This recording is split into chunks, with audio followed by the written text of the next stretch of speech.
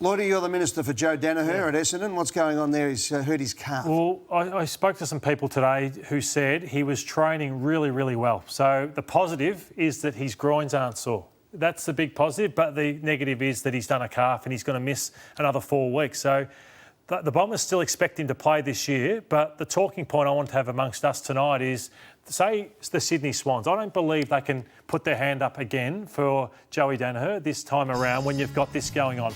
Lance Franklin, hamstring injuries becoming chronic. End of 2022 he's contracted to. Sam Reid, consistently injured, contracted till the end of 2020.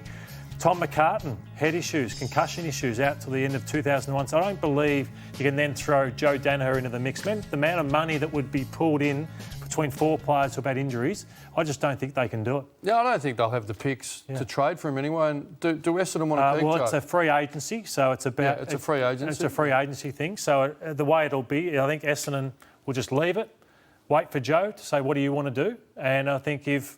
Say, for example, if he's on 400 grand, a club offers him 450, 500, well, Essendon can match that. If they want to offer him 700, which Essendon wouldn't want to match, well, they'll get a first-round draft pick for him, which this time around, I think you'd take. Isn't the real question, does Joe want to play at Essendon and do Essendon want Joe? Yeah, I think Essendon want Joe because they don't see any other forwards. And does Joe want Essendon?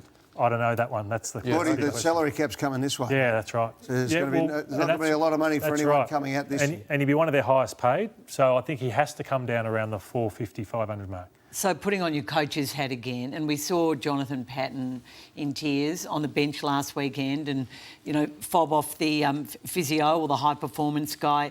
How does a coach look after a footballer, particularly in this hub situation, going through this? So hard. And even Joe Daniher. Well, mental health, I saw that with Patton and I was watching at home and that really concerned me. And then you think about 3 ACLs, waking up off the operating table in recovery of 3 ACLs and the mental trauma, and he's the #1 pick, your heart goes out to that young man. So, and doing it in public is tough. I think Joe Daniher, it's 7 games in 2 years, so, but because it's a nebulous injury, it's a groin and you can't see it.